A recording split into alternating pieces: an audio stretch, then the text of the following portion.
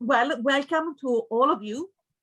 I'll take another couple of minutes to admit a couple of more people. Mary McManus is joining us. We have a couple of apologies already, but they are still very interested in your story, Daisy and Rory. So they will look at the recorded version. Hey, Mary. Mary. Hi, everyone. How are you as well? Hi, Mary. Yeah. Good. I wanted to share my screen just for an introduction of this series. As you know, this is part of, can you all see it? Yeah. Yep. Yeah. This is part of the Discovery Co-ops series, and it's a series that has been supported by the Belfast City Council as an additional creating awareness of the cooperative model in Northern Ireland. So we were very fortunate that in the past 2 years, really we had the opportunity to go around and really look at the cooperatives in the making, really in the making. So it's quite good to hear the story from very early stages. So in the last quarter of the year, we had a mixture of webinars. Some of them were also directed on skills and developing cooperative skills. In particular, we did one in September about community shares, but also we had a great one with Mary that really framed the cooperative development within community wealth building, that it's an interesting policy framework to work within. Also, we had an introduction to a new cooperative called Good to Grow in October.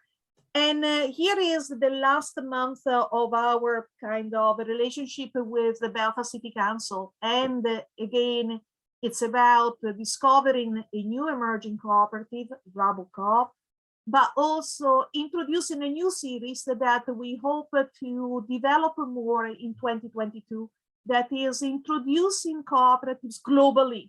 So we will go a bit outside Northern Ireland and try to see types of cooperatives that they are emerging in other parts of the world. It may be, you know, just across the water, but it may be Europe, it may be America. And this one is an interesting one because it's about courier. So keep an eye on that one. Couriers co-ops. It's an alternative economic system to the very much, overused Just Eat and all those type of a very extractive and exploitative practice that we see now. So this one instead is collective. But anyway, that's enough. But I wanted to make sure that we thank the Belfast City Council, because without their support, this would not be available. So today it's all about the Rabble Cooperative. So let me say thank you very much to Desi and Rory for participating in this conversation. It's very informal, but it's always a very nice to hear your story and try to draw maybe some learning from where you were, where your challenges, where were your opportunities, and share that learning with whoever is going to hear this recording, but also the people in the room. That, of course, they are very welcome to ask a lot of questions. So you know yourself that we are here based in Belfast. These are our details. Please do contact us or pass our details if you know anybody that wants to set up a cooperative. Thank you. So I stop sharing, and who wants to start? Desi or Rory? Gathered by Desi's stony silence there that that it's up to me. So you blinked first there. Yeah. Listen, so we knew this was kind of an informal gathering. So, you know, we didn't really think about making some kind of visual presentation or anything, but if you'd like, in a while we could maybe show you some of the projects that we're working on, just to give you an idea of what we're up to. So we're both very new to the world of co-ops, and we came to the idea simply because both of us have completely changed our careers within the past 2 years. We've both started developing, programming, coding, And we were very clear from the outset that we'd like to work together, and that in time, maybe we'd like to work with a whole range of people, perhaps even organizations, associations, charities, whatever. We had a fairly clearly defined idea about the kind of work that we wanted to do and who we wanted to work for, the kinds of clients that we'd like to have. And I suppose in the domain of programming and coding and web development and technology in general, there are an awful lot of job opportunities out there.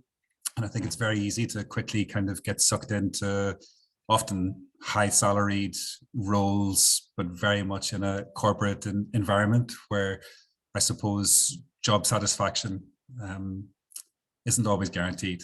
At least job satisfaction in terms of whether or not you're pleased with what you're actually contributing to.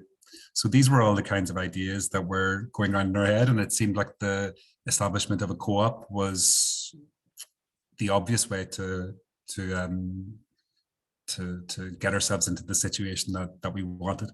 So, I mean, both of us were very new, not just to the whole world of programming and development, but also to the world of cooperatives and what it actually entails to set up a cooperative. So Tiziana and Cooperative Alternatives have been really precious to us over the course of the past 6 months. I think it would have been a serious headache getting through some of these early steps without the help of Cooperative Alternatives. But little by little, things are starting to come together. We're constituted, we have our articles of association, we're working on our membership policy and a range of other policies. I suppose it's a little bit abstract for the moment because there are only 2 of us in the co-op, and we're putting in place policies that aren't particularly useful to us at the moment, simply because it's a kind of an intimate working environment, but that will hopefully become very useful to us as we expand and take over the world, you know, which is like just days away from happening, I think. We, as one of the first steps to kind of figure out a business plan for ourselves, we put together a survey that we sent out to in a kind of targeted way to a range of organizations, associations, charities, some statutory bodies that we thought might be interested in the kind of work that we wanted to do. So just to give you an idea of what that work is, we are interested in using the skills that we have to develop tools that can be used to advance campaigns, to allow people to publish, to get their message out with ease. And the idea, I suppose, is that these tools could be developed not just for one organization, but shared across a range of organizations. We had, Desi himself comes from an ONG background. He knows that kind of sector very well, and had an idea that, bearing in mind the fact that often associations, charities, etc., ONGs don't always have the funds to fully explore the technological possibilities of their campaign work, it would be an idea to allow Rabble Co-operative to become a means for a range of different organizations to pool the resources to share tools. So this is really what we're interested in, is developing tools that can be used for one campaign, but that can be very, very quickly repurposed for another one. Perhaps not even campaigns. Perhaps it's more to do with the way these organizations organize themselves internally, the way they communicate between themselves, the way they communicate with their wider community of volunteers. Really, pretty much everything is on the table. So in the survey that we sent out to these organizations, there were a full range of questions. I think, Desi, 20, 30 questions. They were fairly focused. It was a very quick survey, multiple choice, with a few opportunities to enter in kind of more specific details if the choices weren't sufficient. And we've had a range of really good responses. Upwards of 40 different organizations filled in the survey, And we're in the process now of processing those results. And in time, probably in the new year, now at this stage, bringing the various organizations who filled in the survey together and doing a kind of plenary, you know, where we tease out some of the results of the survey themselves, and slowly but surely get a little bit closer to the goal, which is to like I said, to find out what are the common areas that draw these different organizations together and the kinds of needs that they have.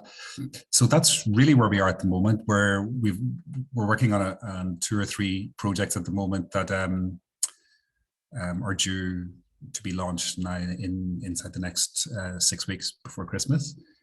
And yeah, just getting used, I suppose, to the rhythm of that kind of work. And yeah, we're pleased with how things are going so far. So I don't really know if that's if that's given you a clear sense of what we're up to. Desi, I don't know if you'd like to have anything to, if you have anything to add there, do you? Yeah. I'll comment a bit. I suppose just to draw it back a wee bit. So, I mean, in terms of my experience and how I approach this, so prior to this, I was working with PPR since 2006, and probably I was director for the last, I don't know, number of years anyway.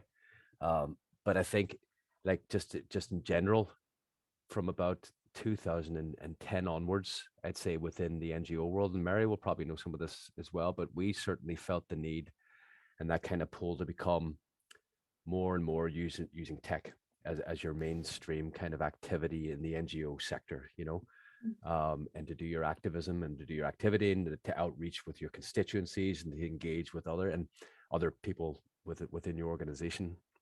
And, you know, when you started to look at this in any degree of detail, you realize that the platforms and the platforms you're using, the software that you're using, does not align with the ethos of the organizations that you're working with. And it's something that just does not get attention whatsoever. So in terms of privacy, data autonomy, all this sort of stuff, free open source software, and probably what you term like an ethical use of software, it just doesn't fit in when organizations are doing this. And, you know, suddenly we're all using the big corporate kind of platforms to do our work on a daily basis. And there's something that just didn't chime. And it wasn't even just the type of platforms, but even, you know, that what that actually meant was your organization needs to be more active on Twitter or more active on Facebook. And suddenly we become very kind of habituated to kind of articulating our messages within 150 characters.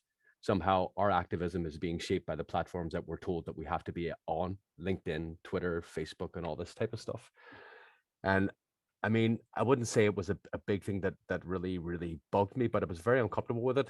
And I suppose I was more uncomfortable with a bigger question that, you know, just in terms of tech should be something which, you know, is a source of creativity and freedom and autonomy and frees you up to do certain things and to be more creative with your activism. But that certainly wasn't. In fact, you're taught very much to be kind of a consumer of tech, and tech illiteracy. So, you know, all of these things kind of were something that I was kind of just toying around with in PPR. And then I took a kind of career break to kind of look into software engineering, and looked at that, and then tried to look at, and I was also, I have to say, very fortunate to be able to work with Colin, who's on the call here today, and learned tons from him when I did stuff at Creative Workers Co-op.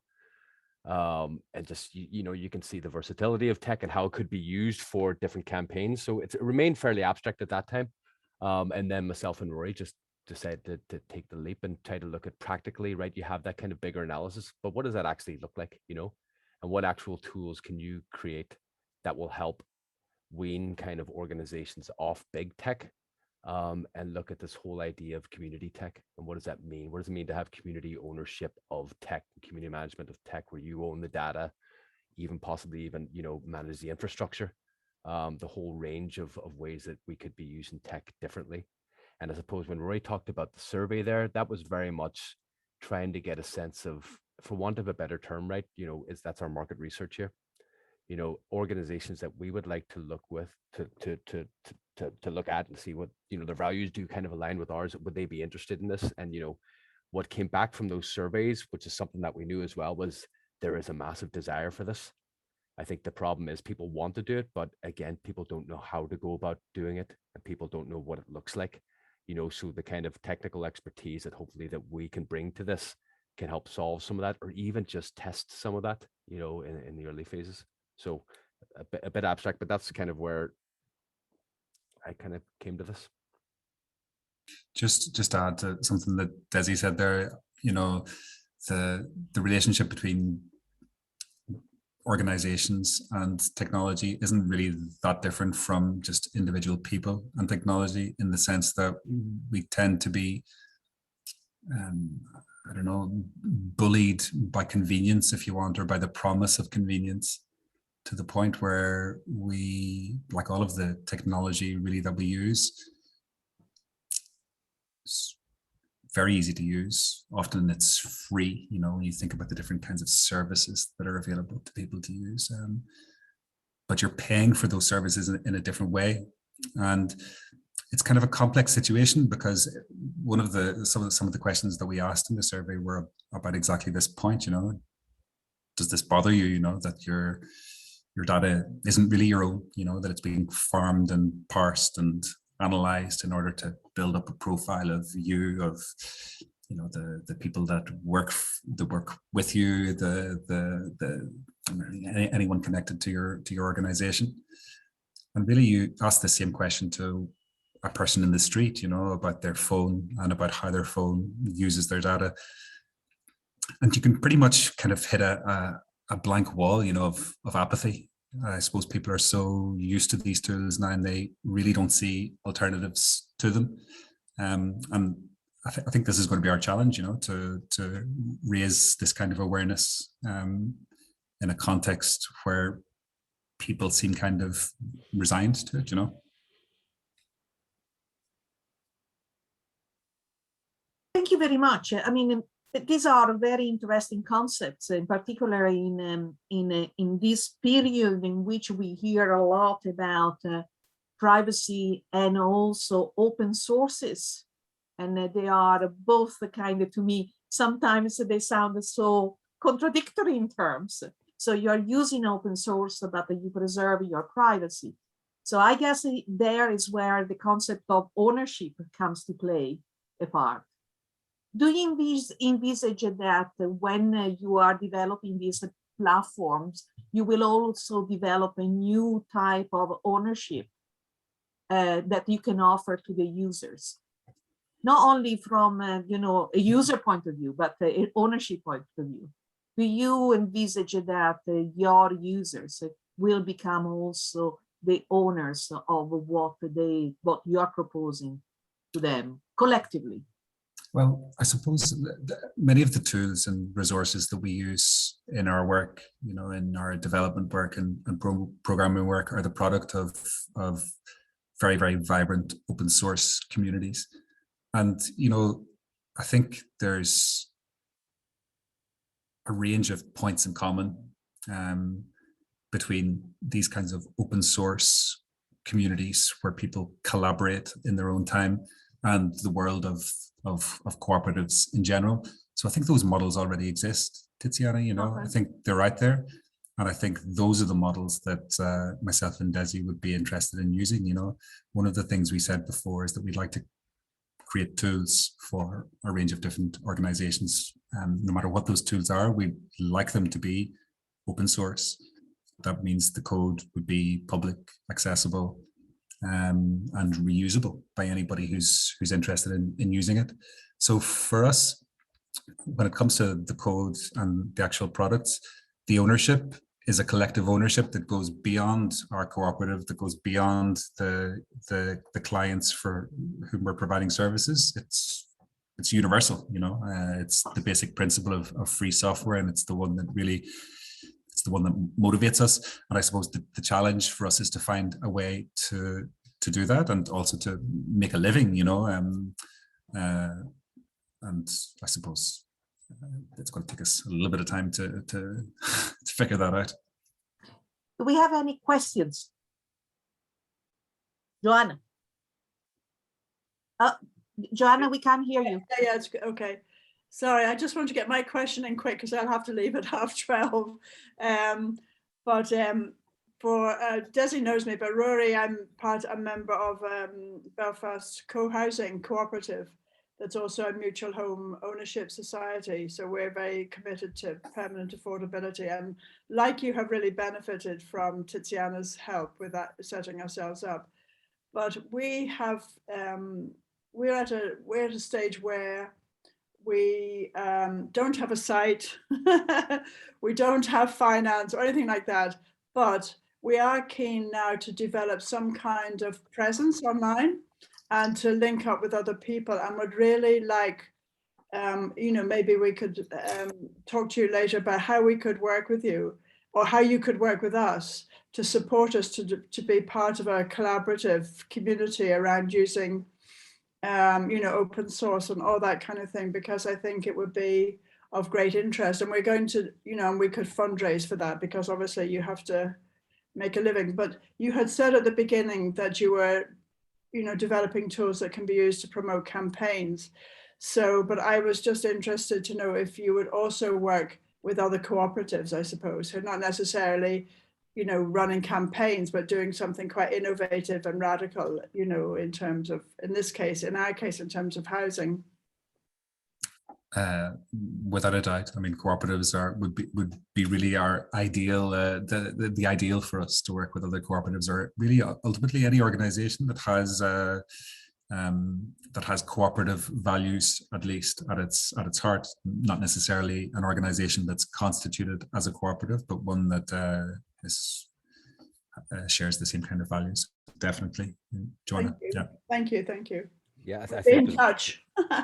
no, definitely, Joanna. I mean, I think there's one hand tools that enable people to hold the state or bodies to account. That's very much about challenging, and that's something that's always going to be needed. But I say we're very, very interested in looking at building kind of infrastructure that helps organizations build something new, that has a more permanent presence, that isn't just a campaign tactic, but actually helps the movement, Yeah, thank you. Can I ask a question now? Yeah, thanks very much. It sounds really exciting, and I have absolutely no clue about tech, so I don't know if my question will make any sense, but I can totally understand. It's a bit like, I sometimes wonder, when you see somebody has brought out a new radical book, but it's on Amazon to buy, and it's like, there's something wrong with this picture. Do you know what I mean? It's not really aligned. And so do you envisage like say, for example, at the minute, like PPR, for example, would use Twitter a lot to use its campaign, to get its campaign messages out there. Do you envisage a different platform to Twitter emerging, or is there one already? It's just like specific examples of what you're talking about. I'll try first, Rory. Go for it. It's a difficult one, Mary, to be honest with you, because the kind of the rule of thumb when you're doing that type of organizing with PPR is, you need to be able to reach people. Yeah. And it's unfortunate that those kind of big platforms really have a closed shop that way. They've access to the people, so it's very difficult to envisage an organization like PPR or something that does that type of organizing going off those platforms right away as a process. Now, do alternatives to Twitter exist? Definitely, absolutely. I mean, there's Mastodon, there's other ones which are much more open. I wouldn't go into the technicalities of it, but basically they operate kind of like email, in the sense that it doesn't matter who your email provider is. I can still email you, whether you're Yahoo, Gmail, or Outlook, or whatever it is, that you can talk, all these things can talk to each other. So yes, it does exist. I think that's kind of a slower buildup than Twitter. I mean, if you look at what's happening with Facebook right now, these kind of corporations are going to go into crisis mode at some point, and they'll try to break them up at some point. But I don't think the goal here would be and these new startups trying to create something that's going to compete with Twitter and Facebook. I mean, I would see ourselves as operating at much more of a smaller, under the radar community level, and trying to get organizations, even in the near future for Rabble, trying to build up small ecosystems of organizations that are using this alternative tech over here, but are not necessarily trying to compete with the Facebooks, because we're not going to win that. You know, that's not going to actually work.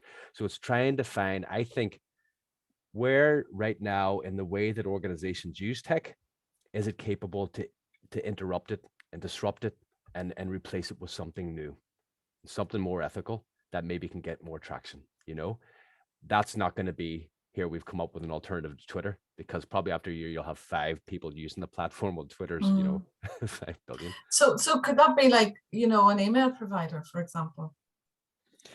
What would it, you know, specifically, what sort of thing do you mean? I think you have to be guided by, this is the thing, you have to be guided by what organizations need and want. I mean, I don't think you will go into a situation and say, we've got the best new idea, come on over here, we've got a great idea. I think it has to be done organically within organizations. So say, for example, the stuff we've done with PPR, you know, we've looked at what is the labor intensive things within your organization that take up so much time that could possibly be automated, you know? So what we've done is, say, for example, look at the complaints system. So PPR would help people do housing complaints or social security complaints. That takes an organizer maybe 3 interviews and back and forth correspondence with the person doing the complaint to finalize that complaint and then send it off to the relevant landlords or social security agency, whatever it is. So, you know, some things that we've worked on with them is, how do you automate that process where we hold a clinic, people come to the clinic, the organizers enter the information into a database, and that then auto generates a letter that then goes off to the duty bearer or the government body or the landlord within the space of 30 minutes. So instead of this being a real drag on organizational resources, suddenly that's automated and taken care of. And it's a very, very robust complaint letter that gets sent off. And suddenly that organizer can actually go and organize instead of case management, you know? And we couldn't have done that without talking with the PPR organizers or the frontline staff. So somehow the tech that needs to be developed needs to be organic, needs to be done in true partnership with the organization.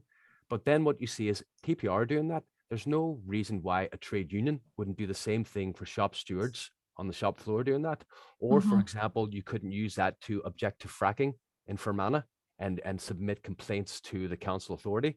What you have here is, that's what Rory was talking about. You can develop a tool here for PPR, but then code it in such a way it can be adapted slightly to be used for the trade unions, adapted slightly to be used for the environmental group. And suddenly you develop a tool which is then elastic, you know? And it's not trying to be the new Twitter, it's trying to fulfill a need that these organizations currently have.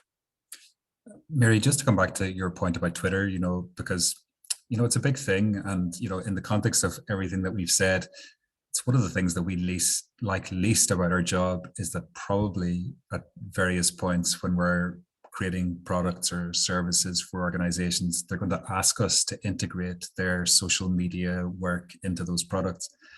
And even just from a basic technical point of view, the moment you start using their the programming interfaces of these organizations like Facebook and Twitter and bringing it into your code, it's like you're dirtying your code, you know, that you're bringing in these little blobs of code that kind of can behave autonomously. I don't know how much this really makes sense to you, but the point basically is that we don't like these organizations, and we certainly don't like the generalized dependence on them for communication. One of the things I've been complaining to Desi about recently, there's in France at the moment, I don't know if this is the case around the world, but public Facebook pages, you know, that lots of associations, small organizations use as a substitute for a web page that they don't have the skills to develop. They're closed at the moment in France. You can't access them unless you have a Facebook account. So I'm thinking even of my daughter's athletics club, the way they communicate with the families and participants is through Facebook. But if you don't have a Facebook account, you can't access that page anymore, you know. So I think there are huge problems with these organizations. And I think one of the things, like Desi mentioned, Mastodon a few minutes ago as an alternative to Twitter. Mastodon is a non-centralized version of Twitter, where a kind of federated version of Twitter, where you have lots of different instances of it that communicate around the world, that can communicate with each other. And whenever I look like at people generally on the left, you know, or people, not even people only on the left, but anyone who's concerned with privacy, with control of their data, and with kind of pushing back a little bit against the huge, almost dystopian power of these mega technology companies. You can find a kind of process of transition, you know, where people are keeping their Twitter platform or their Facebook platform because, like Desi said, this is where people are, you know. This is where 99.999% of people that use these kinds of technologies are. Mastodon is tiny, but there are a number of organizations or people, individuals, writers, etc., who during, I suppose, as part of a transition phase that's ongoing, have both and use both. For example, Mastodon and Twitter. And there are ways to allow those two technologies to communicate with each other as well. So you could publish something on Mastodon, and that will be automatically published on the Twitter account as well. And I suppose that's a good starting point for organizations, because well, what you're doing is keeping a hold of your investment in the big tech companies and your platform, but also at the same time creating a new space. And the more people that do that, the more organizations that do that, well, you suddenly have a community in Mastodon. And once you have a community, then that community can grow because more people will talk about it, more people will share knowledge about it, etc. The other thing about Mastodon, and sorry if this is getting like a bit boring and technical, is that it's not subject to the same awful algorithmic manipulation that places like Twitter and Facebook are. And I don't even just mean in terms of the advertisements that they present to you, but even just in terms of the emotive reactions that they're trying to provoke in people, you know, to make these platforms all the more addictive and to bring out all that's kind of bad about public debate and public discourse. So you find, I mean, Desi knows Mastodon better than I do, but you find on Mastodon that there's a tranquility in the way people engage with each other, and less of the manufactured outrage that you find on Twitter, you know, where it's as if the attack dogs are just waiting for you to say one thing out of line and everyone complains. So there's a whole range of, you know, it's a big subject, really, I suppose. But there's space, I think, for, you know, to be realistic about what we can actually achieve with these other platforms, but also, you know, at least the beginning of a process of creating new spaces where people can communicate with each other. Thank you. That's so interesting. And I think that other cooperatives have tried the same level of decentralization. Look at our energy cooperative in Northern Ireland, for instance, where having put the installation and solar panel on community centers, for instance, they became the disruptors of the supply of energy from the big companies that actually control that supply and demand. So by creating something that is kind of decentralized, diversify what we are experiencing every day in the digital world, in your case, I think it's very interesting, and it's what is needed. And because unfortunately our narrative, without even realizing, is determined by the means of communication we are using most of the time. And this is not democratic anymore, and we know that. So I would like to ask you a couple of questions about, you know, you are a cooperative. What made you decide for a cooperative? Why you thought that was the best structure for you? We had quite a bit of argument again because Rory wanted to go for the money.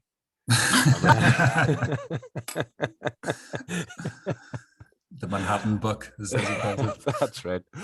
I don't know. I'll try first, Rory. To be honest, it just felt natural, Tatiana. We knew that. I mean, I suppose a couple of things, and this is probably just, I suppose we share some of it, but some of it's just, I suppose, we come at different angles, just previous experiences. But I mean, I came from a very traditional NGO, well, not a traditional NGO actually. I do think that we didn't have the same hierarchies within that organization that I'd experienced elsewhere. So for example, I worked in the trade union movement before that and had a very sharp experience with hierarchies, as you do naturally. But I don't know, there was something for me of wanting the for the next thing I wanted to do was work at something with somebody that was much more of a voluntary basis. You know, you had the same elements of responsibility, the same levels of commitment. It was very much a joint venture. You didn't have that management kind of angle, and was, you know, whether that was going to be honest at the start, we didn't know what it was going to be, whether it would just be we would just be freelance contractors who collaborated on certain things together. But then I think part of it was it just felt natural that the clients that we're going to work with, and I don't even like the term, the partners that we were going to work with, would be much more receptive to a cooperative organization than to sort of contractors or consultants or whatever it is, you know, and just having that kind of entity, you know, that I think there was something like that. I don't think there was a very dogmatic approach to it at all. It was just what organizational form would allow us to do this stuff, you know. There's also just something about the cooperative economy that it's much more about sharing value, not extracting value, you know, and which really was about kind of what Rory said before about that kind of ethos behind open source communities, very much about sharing value. There's something that was very natural in the work. Yeah, I think that's definitely it, that the cooperative structure marries very well with the kind of the structure of the open source communities that we're kind of inspired by. You know, it really was just an obvious choice. We're not really interested in taking over the world in some kind of business venture. We're interested in the local. We're interested in cooperation and collaboration. So the choice, I think, was there wasn't really even much debate about it, Des. I don't think it just seemed like the natural fit, you know. I always describe cooperatives as a collective. The cooperatives are made by humans. So don't think that cooperatives as made by, you know, capital or the products or the service that you are making. They are really a collective of people. So in some sort of way, I think that is where it goes very well with what you're trying to achieve. One other question. I have another question, just because we are in COP26, and COP26 has brought up quite a lot of challenges for the digital world. At the end of the day, you know, all these big data centers are going to consume more and more of our energy. So one of the things that I'm interested as an organization is to lower my carbon footprints as anybody in you know, particularly in the cooperative world. So are there some understanding that or some knowledge spreading that we needed to all do to understand, you know, how these things work? What is my carbon footprint when I'm doing a lot of transaction online, or when I even access, you know, my own web page? Is there some education that you also wanted to provide, or we needed to have in order to access what you do? I mean, again, it's another huge question, you know. I mean, one of the core aspects of Rabble is that all of the projects that we host are hosted on a green server. It's an organization in Holland that provides services to developers to in turn provide services to the public. And the problem, I suppose, isn't even just a question of energy. You know, often some of the big server farms will claim to be carbon zero, you know, and to use renewable energy but in conversation with Desi the other day, we were just talking about how many of these server farms they're unsustainable in other ways, you know, not just in terms of their carbon emissions, but in terms of the use of water, for example, to keep the servers cool, you know, to keep these massive server farms, they're using vast amounts of water. And that's only going to increase incrementally as well. So definitely the challenge is a huge one, just like it is in every other industry, every other domain of human life. But I think there are definitely things that people can do. And one of the things they can do is be more autonomous in the way they use technology. That means back to the same question, you know, moving away from big technology. Now, these are all huge challenges simply because the world of computing really since the the late 1980s has been one where the public is presented with this interface that is far, far removed from the actual machine that they're working on. So all it really does is create a kind of total illiteracy when it comes to these machines and how we use them, etc.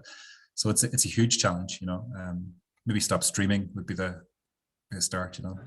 Streaming video is it's a bit of a, I mean, it's a huge amount. It's the biggest amount of internet traffic is streaming video. That's not to say that organizations shouldn't be streaming or making their videos available, but it's not that kind of streaming that's the problem, you know. The kind of streaming that's the problem is the entertainment industry streaming.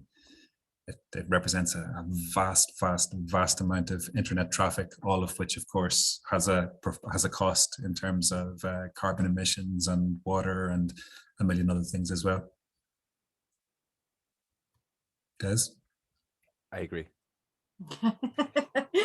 It's a spot on. It was a hard question, but definitely it's a big concern of ours. And it's funny, you know, I had a lot of people saying that to me whenever, I mean, I was a school teacher in a previous life for about 17 years, and whenever I was changing, you know, there were a couple of smart arses in the school, in the teacher staff room, you know, who were saying, "Oh yeah, all right, so you're off to program now and destroy the world," you know, with you, make kind of barbed remarks, you know, about the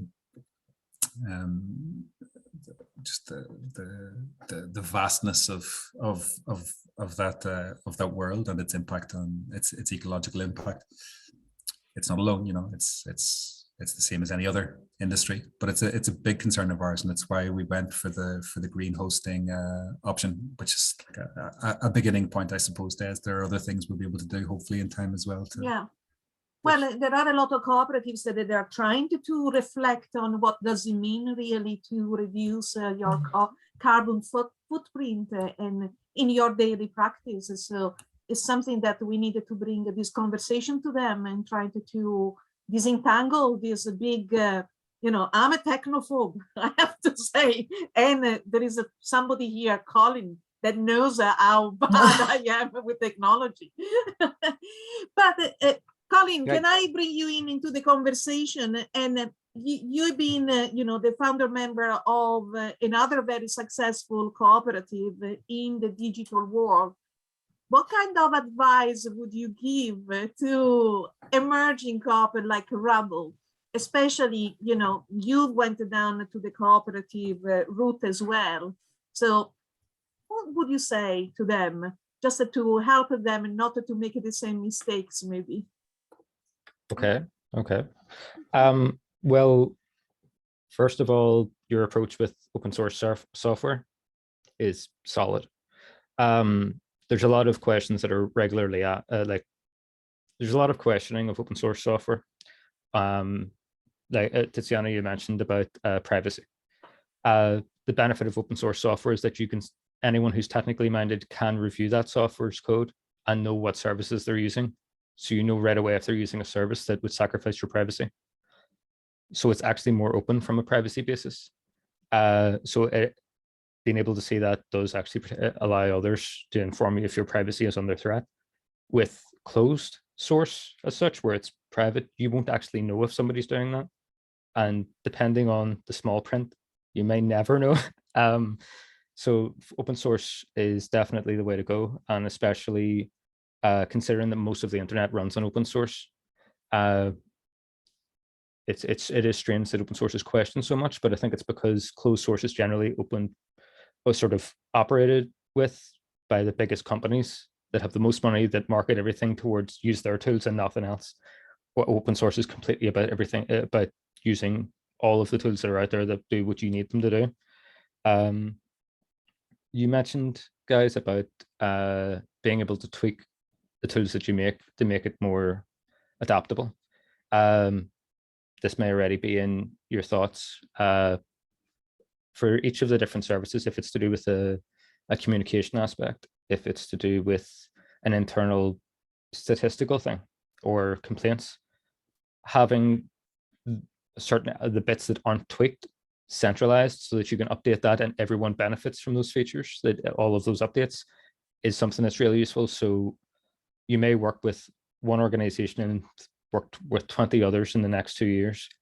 And as you update things and realize, oh, this would be beneficial for everyone, you update your main sort of communication and everyone benefits from that. And that's something where people continue to share, even if they're not actually in touch with each other. Hopefully they will be in touch with you all the time and in touch with each other all of the time. But in the meantime, you know, they will still be benefiting. And it'll help to encourage people to continue on this path because they know they're constantly being updated with the best that's available. From maybe an economic point of view, an ethical point of view is going to be a very important one. So I would say definitely, if you aren't already considering that, definitely do consider making sure that all updates are spread out with the organizations. From the cooperative concept point of view, it's very hard to run your business and run also your cooperative because they are, yes, the same thing, but they need a different kind of skills. For the business, you need to really think all those technical issues that we discussed, but from the cooperative point of view, you need to really embed those good governance practice that allowed everybody to have a proper voice. So is it that challenging, Colin? Would you say that has been your experience of cooperatives, and how did you overcome some of the most difficulties that maybe you have experienced? Yeah, well, it is certainly challenging. And in a way, I think it should be, because that's how you make sure that what you're using to solve it has really worked, and you have those benefits. And I'd say the first thing you need to do is get together and fight. Whoever wins makes all decisions going. So yeah, it can be challenging, but it's good to get a lot. Just like any conversation, it's good to get a lot of the ideas in the room out there. Everyone's respectful. When they're not respectful, everyone's sort of reined in and go, okay, we either need some space or let's just get a sort of general conflict resolution. But yeah, when it comes to responsibilities that are more on the business, the type of sort of traditional business aspects, where possible, have somebody who is either joining as a member or, if possible, obviously have as much of the organization done by its members, but make sure that whoever's doing it is focused on that. Yes, you can skill share, you can swap people through the different roles, but just make sure that you don't have 4 jobs to do. It's funny because we were at a webinar with God, what's that organization called? Co-ops UK. Co-ops UK. Yeah. Last week, and there was a woman who, I think she was like a she ran a kind of local renewable energy cooperative, and she really insisted on the point. It was quite funny, actually. You know, she really insisted on the point that you should never bring anyone into your co-op without stalking them on Facebook first. You know, just to make sure that they weren't a psychopath or something. Sorry. Yeah, like she's obviously had bad experiences in the past. You know, where people have come into the co-op, and she's clearly, she was a nice lady. You know, she's clearly traumatized by them, but there was something kind of a little bit uncomfortable, you know, about the whole idea of stalking people to find out about them. And I was just thinking afterwards, you know, that really, this isn't particular to co-ops. This is just a human thing, you know. Humans, we don't really find it that easy to get on with each other, and we need structures. You know, that's what society is. It's a structure to help us get on with each other. And co-ops, at least in the world of work, they provide a framework for humans to get on with each other, and it's a good framework. You know, it's a better framework than top-down, highly hierarchical model where power can be concentrated in the hands of a few and can have negative impacts. You know, so I think it's not something I'm afraid of. You know, and bringing people into our cooperative and then kind of becoming some kind of problem. You know, I mean, just to add, maybe labor this point a wee bit. But you know, it's for me, it's very similar to the kind of, or something appealing, not maybe similar, but very appealing about the similarity with it with the open source model, you know, that you can have a broad and really diverse range of individuals or organizations contributing to a similar initiative, but having a broad range of interests as well. So they're not all approaching the work from the same perspective, which I think is a really rich thing to do. And I think with the cooperative, you can do that as well. You know, that you have diverse individuals who are about wanting to create this effective, beautiful, whatever it is that you want to do, but you don't all have to be cut from the same cloth, Yeah. you know? God knows some of those projects that we really admire, these open source projects, they've known like extraordinary, spectacular flame wars between their different participants. And, you know, community open source organizations have learned from those frameworks and tried to introduce measures, you know, to kind of limit the extent to which they can pollute an atmosphere. And that's good. But there will always be disagreements, you know, there will always be conflict, there will always be tension. And really, I think the cooperative model is much better placed to deal with those kinds of problems than, well, pretty much any other one that I can envisage, you know. I think that is great. I think that, you know, you are all talking about one thing that cooperatives can deal with better than any other company or structure, that is conflict. Yeah, because absolutely. we have redefined, sorry, Colin, the concept of authority. And because we have empowered everybody to really have a voice, our conflicts are constructive instead of destructive. Exactly. Because there is no one voice that becomes dominant. The only dominant voice is the one that creates consensus. Exactly. And that's a fundamental thing that I think that most of the companies around the world has yet to understand how revolutionary is the concept of a cooperative inside. I really like that, Colin. That was a great kind of insight on cooperative work that I think that's and Rory, both of them will experience more and more with the developing their own cooperative. Yeah. And also, Rory, you had said about cooperatives providing that framework. It's also for those who are going to be partnering with the cooperative, whether it's organizations, the community, it is also a promise to those. You know, it is in terms of being a framework that guides you, it is also a promise that everyone there can use to sort of assure everyone within the cooperative and who's going to be working with the cooperative that these are our values.